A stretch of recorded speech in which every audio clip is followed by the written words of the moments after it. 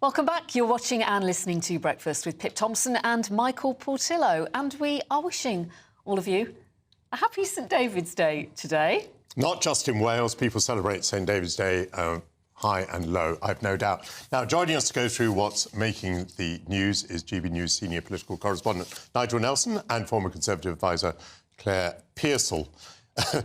Nigel, normally we sort of pick our way through piles of newspapers, but I have a feeling we're still on the by-election, which, of course, is not in the newspapers. So a series of people have been through the studio already, giving their views as to the broad significance or lack of significance of the by-election. What is your own analysis on that point? That had there been a proper Labour candidate standing, this would have been hugely significant.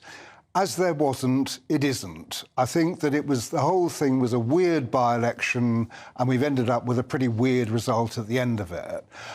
There will be Labour MPs who will be looking at their own Muslim voters, especially in seats where the Muslim vote's really important, and wondering if they may end up losing votes. But as a kind of national significance, no. So it's not Keir Starmer's worst nightmare as far as you're concerned? Well, no, I can't see why it is. I mean, I know that George Galloway is threatening to put up sort of 59 candidates around the place. First of all, let's see who those candidates are and whether he actually manages to get them. We haven't got long before the election to actually arrange that. So I think that what it shows is that Gaza is an important issue and an important issue to a large number of voters. When it comes to the general election, we'll be back to cost of living, we'll be back to the NHS and things like that. So I don't see it as being some major kind of sea change in British politics. Nigel, I'm sure that you have always been very wise on this issue, but other political commentators during the course of last week were saying, do you know, many voters in Rochdale have not even realised that the Labour candidate has been disowned. As far as they're concerned, it's business as usual. His name will appear on the ballot paper as the Labour candidate, so his vote is going to hold up. And then I remember on Sunday on my programme, a commentator came on and said, as though it was a sort of, completely original thought, I think George Galloway might win the by-election. Now, we have moved some distance from those views, which were being held by perfectly respectable analysts. So it's all very well for you to say, oh, well, George Galloway's one where there wasn't a Labour candidate. Many political commentators, if they're being honest with themselves, are astonished by this. Yeah, I mean, I think we began to see towards the end of, the middle of this week, really, that George Galloway might win. Might win. Might win. The study of the bookies were actually... Might win. He received just under 40% of the vote at the end. Well, I mean, he did very well. There's no question with a kind of majority like that, that's really good. I don't believe, for instance, the people of Rochdale didn't know that the Labour candidate was no longer really the Labour candidate.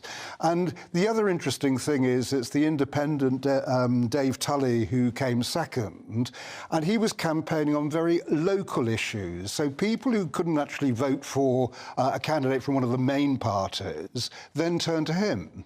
Yeah, David Tully secured more than 6,600 Well, exactly, and came second. I mean, that's significant. So what it shows is that if people didn't have a vote for one of the mainstream candidates, and certainly they didn't in the case of Labour, which you'd have expected to win this by-election, they moved on to the local candidate who actually campaigned on local issues. It was about his maternity ward in his local hospital. It was about his hospice needing more support. It was about speeding drivers. Very much local issues. OK.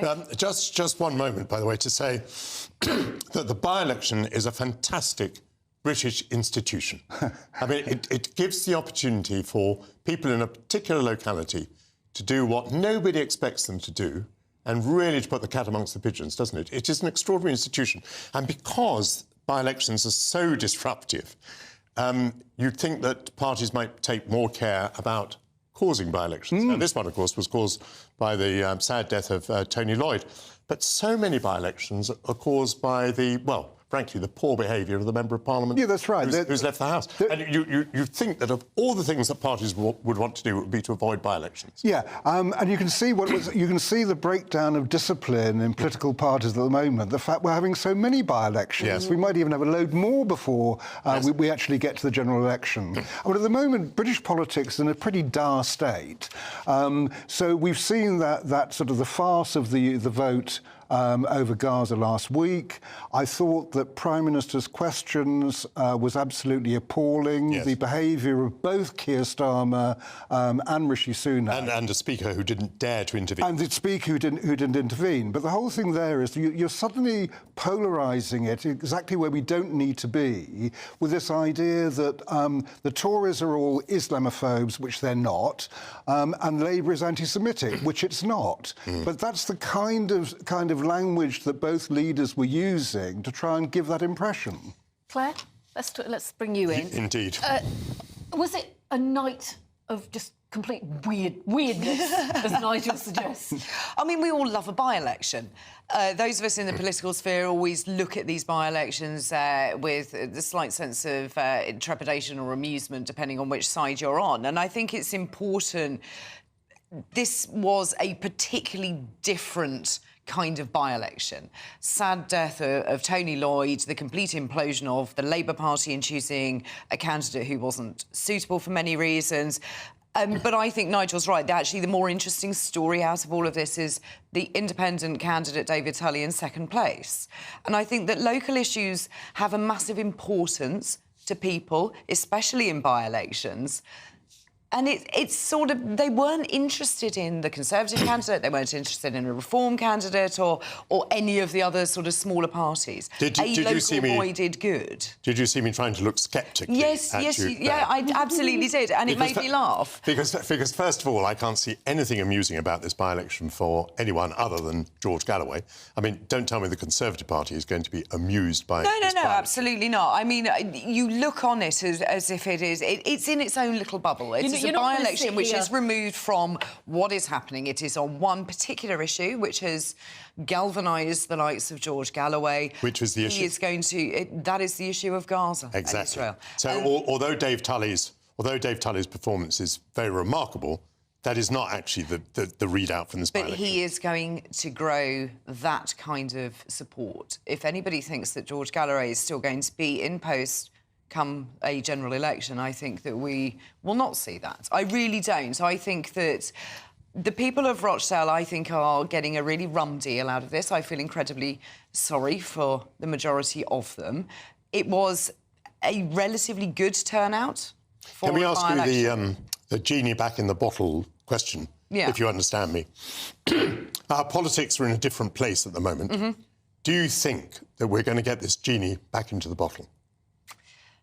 You see, now that is a really tricky one because it doesn't feel like it. Yes. It is incredibly volatile, it is toxic, and these issues are getting completely out of hand. Neither party, neither major party, either the Conservatives or Labour, have got a handle on how they want to present themselves, on what they believe is the issue they need to be fighting on, and they are letting it boil over. And this is the way in which the by-election is not amusing for any of the main political parties. No. Because they are very worried that the election of George Galloway is another chapter in the division of British politics. And they're not wrong, and they have brought this upon themselves. They have allowed this person to come through. They have. If you look at Labour and their candidate, they chose a candidate who had a history of making inappropriate remarks. As a councillor, he was well known to them. None of this should have come as any surprise. If you do your due diligence properly, you would have picked that up. I think they were hoping that the name attached to the Labour badge. Well, he was a former advisor, wasn't he? He was. He was advising Corbyn at one point. So he had ties in with Corbyn. Completely then changed that round to support the new leader, as most people would do with a political party. You support the leader that you have.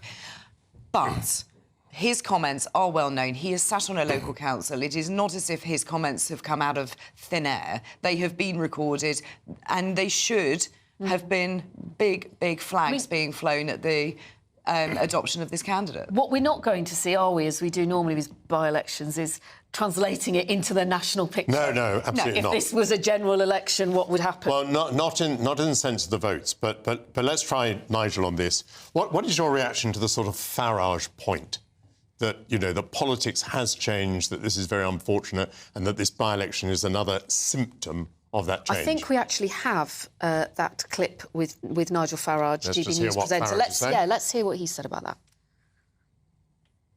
George is enormously powerful, very charismatic, and even though I disagree with him profoundly on things, on a one-to-one basis, I struggle not to like him. But I'm afraid he is now using that power, that ability, that personality in a way that will divide our country horrendously. What do you think, Nigel? Well, I mean, we come back to what the actual significance of it. This is not the first time George Galloway has claimed that this by-election is a landmark event. He's claimed other by-elections he's won as being a landmark event. I mean, yes, at the moment we've got a polarised politics and two political parties who are not handling it terribly well. But there's also a kind of hysteria going on. For instance, taking things like MP safety. Now, people talk about how this is the unsafest time for MPs there's ever been. I mean, you'll remember yes. the IRA days, but in those days that MPs were targeted by professionals who knew exactly how to kill them. They lived with it every single day. I came into Parliament because my predecessor was murdered by the IRA. Exactly, exactly. So you know, there have been more dangerous times that we've lived through. So at the moment, Gaza is certainly dividing communities. Emotions are running high, but when you get to the general election, I think we will be thinking about more important, well, not more important, but more domestic issues. Don't you think emotions will be running even higher than they are now? Well, I mean, one would hope that by the time the election comes, we will have a ceasefire in Gaza. I mean, I know they're only sort of tiptoeing towards it, but there is just a chance that something like that would happen. But members of Parliament, this was demonstrated last week in the chaos in the House of Commons. There are many members of Parliament who feel that they're going to be intimidated because of the way they have voted, or in order to make them vote differently in the future. And I do think that is quite likely to be a feature of the general election. And how will it affect their campaigning on the doorsteps? Well, I mean, all candidates want to be on the doorstep, all candidates want to hold public meetings, all candidates want to be up close with the public. And all of that is, I'm afraid, somewhat cast in doubt, isn't it? Yeah, I mean, certainly I think that clearly there's intimidation going on, but also you just have to look at this vote. 30% of the voters in Rochdale are Muslim. A Labour MP sitting on a majority which relies on the Muslim vote will be worried. Well, Nigel Nelson and Claire Pearsall, thank you very much indeed. I think we're going to be pursuing this subject further as we go on. Yes. But it is now time to see what's going on in the weather. There is another story. It is the weather. Annie Shuttleworth has it.